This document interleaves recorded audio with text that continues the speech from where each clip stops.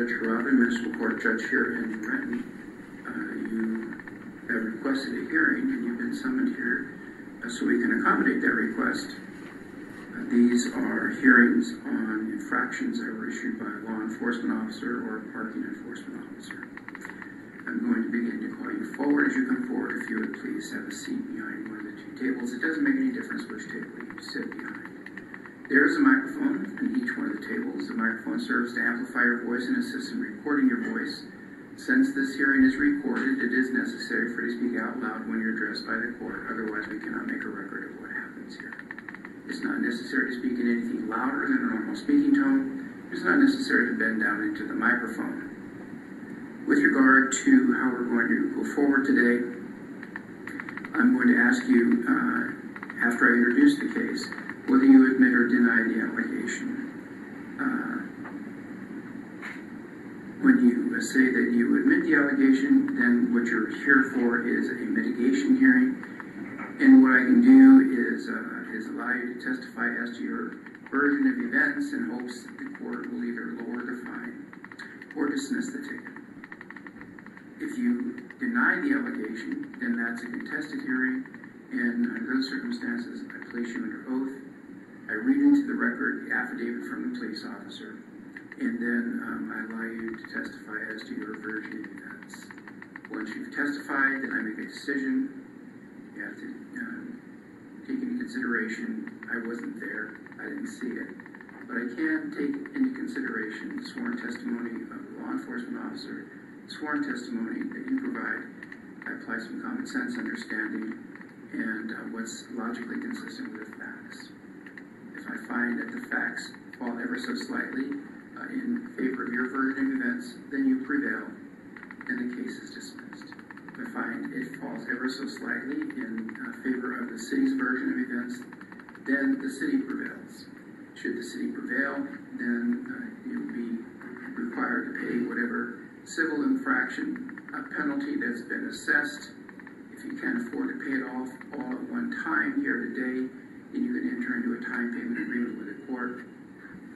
There is a $10 fee that's associated with that. That $10 is assigned or assessed by the city of Washington.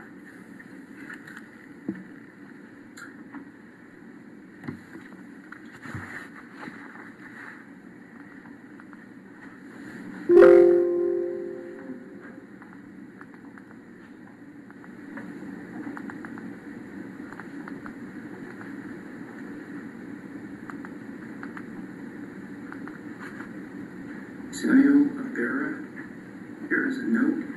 This is 884531. Defendant phone indicates that he can't get off work today. We'll go ahead and continue it and reset the commencement date to begin today. There have been no other continuances of the hearing.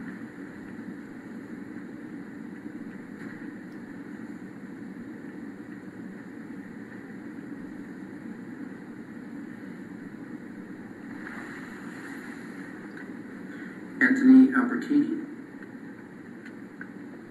626969, FTA findings of committed counts 1 and 2.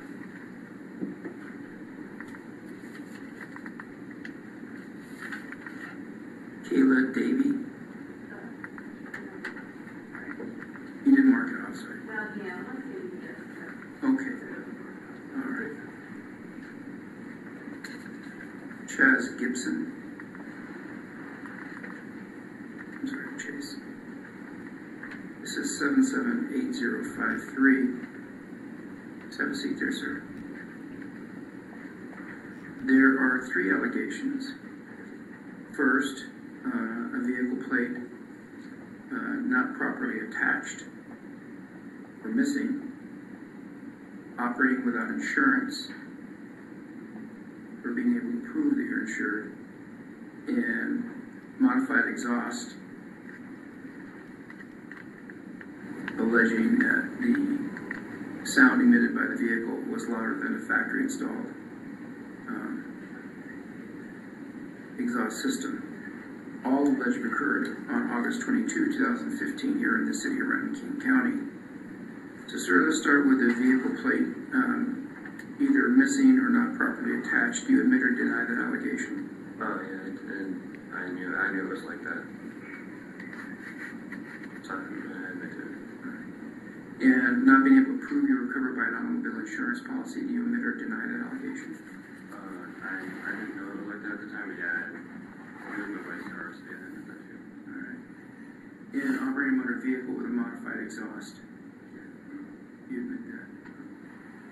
Alright, sir, what would you like me to know?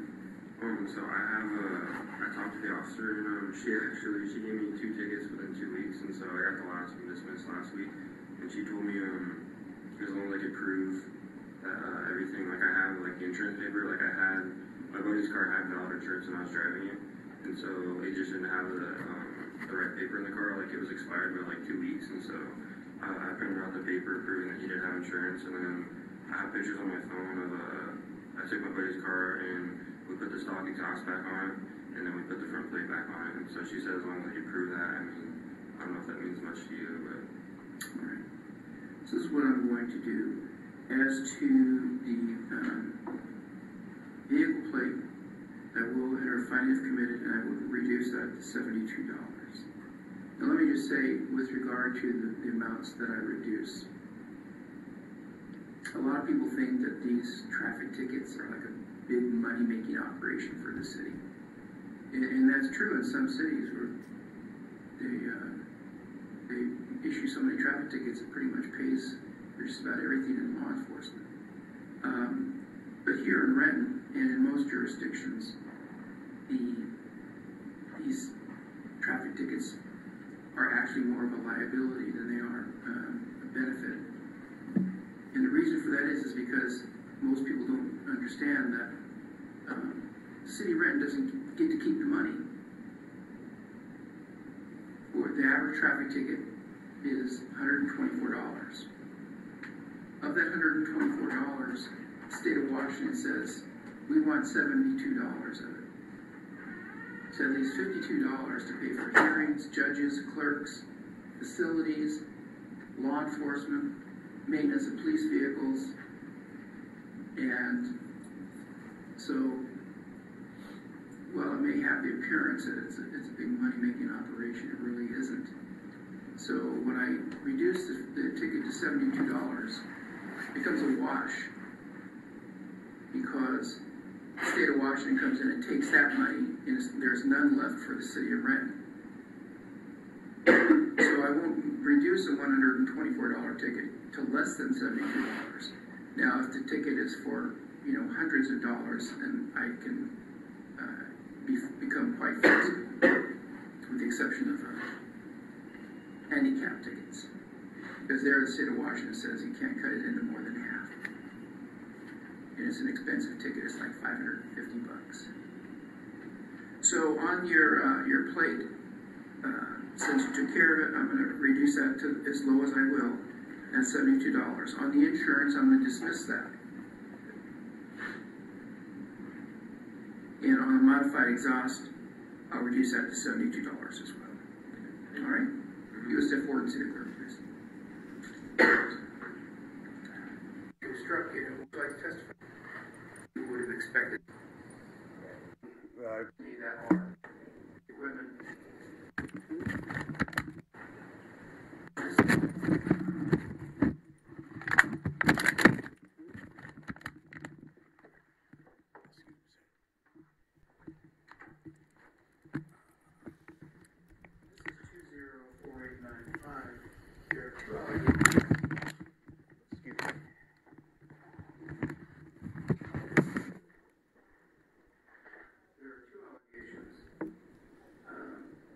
Operating an unsafe vehicle or a vehicle with defective equipment and operating without being able to prove you're covered by an automobile insurance policy.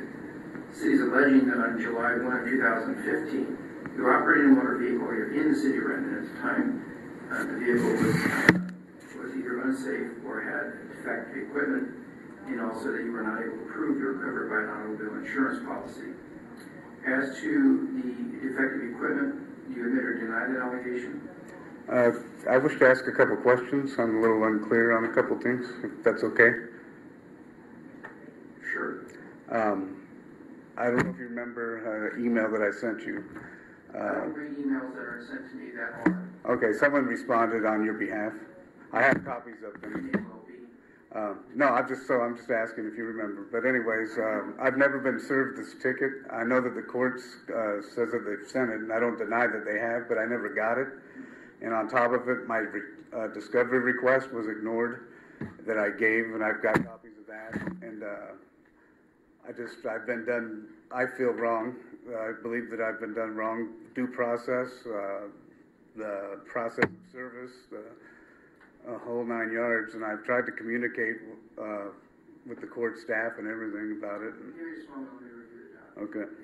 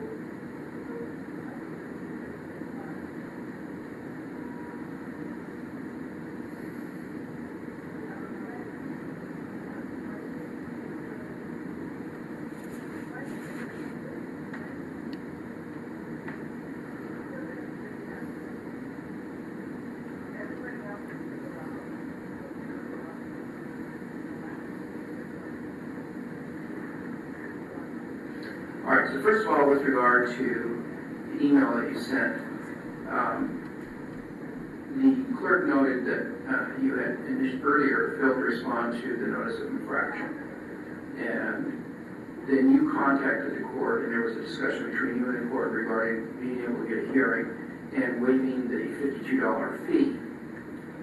The document reflects that we mailed the hearing notice to your last known DOL address, and that's all we're required to do. I understand that. Okay, so we have no control over whether it gets there or not. Right, I understand that. And so when your email was forwarded to me, I take that into consideration, that we're not doing, return service requested on every piece of mail we mail, because it would be totally expensive. So when I received your email, I said, okay, waive the FTA fee and set it on for a hearing, okay? So that should take care of, first off, your concern that you never received notice. Well, kind of halfway, Well, but no, it does, because you were given an opportunity to come here today right, and not have to pay the $52. correct. Okay, so But I never requested this hearing either because I never got the ticket. It was just set for me. all I'm saying is that we mailed the ticket to you. I understand that, That's all we can do. and I wasn't denying that you guys So did. I didn't get it. Because we have no control over that, is why I said waive the $52 Right, fee. and I appreciate that, So too. I think that should satisfy that due process requirement. But the other part is I didn't get the ticket, so, I mean, I know you said you sent it, and I believe that. I didn't, whatever happened, I didn't get it. I guess my question is, But I didn't request the hearing, sir. When I'm talking, you have to stop talking. Okay, Immediately. I'm sorry. Words come out of my mouth, you must stop talking. I don't make the rules, I just pass them on, okay? That way, we don't have two people talking at the same time, and we don't have a muddled recording. If some other court needs to review what happens here, okay? So, due process was attempted, and apparently it failed, that all we can do is attempt. So once we realized that you said that you didn't receive the citation, we mailed it to you, okay? Well, I can just tell you what the document says, because you don't know whether we mailed it to you or not. You just didn't get it. All right.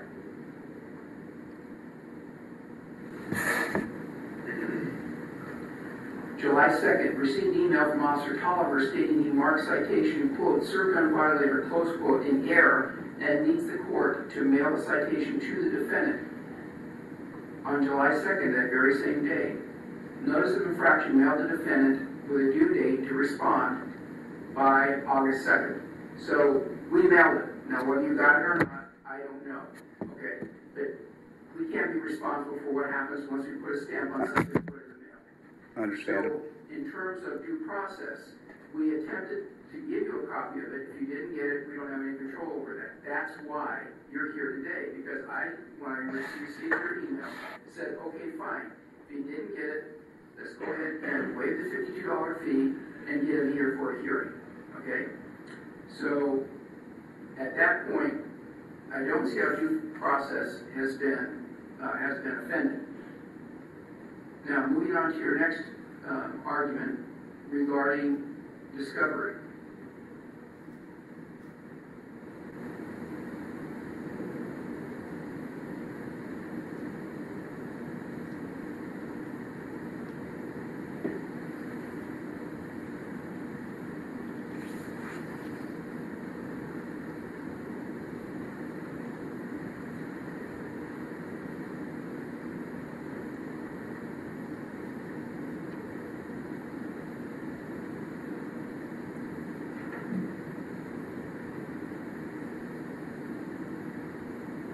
We did receive a discovery request, and we forwarded that discovery request on to the prosecutor. And so I don't know whether the prosecutor received that discovery request or not, or if they didn't respond to it, or they did respond to it.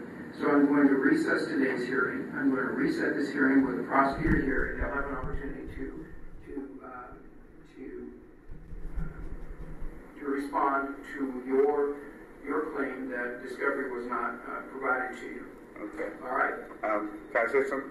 I'd like the motion for dismissal today because Denied. I didn't even request the hearing. Denied. Okay. If you didn't Fair request, enough. if you didn't request the hearing, then I'll just leave the finding of committee that's already on the record. Fair enough. I just trying, sir. So you want to cancel the hearing, or do you wish to come back with a I wish to come back. All right, that's fine. Yeah. Step forward, city clerk, please. I just figured it was worth a try just to get a dismissal. Nothing measured, nothing gained. What's that? I said there's no saying this is nothing measured, nothing gained. Oh, okay, yeah.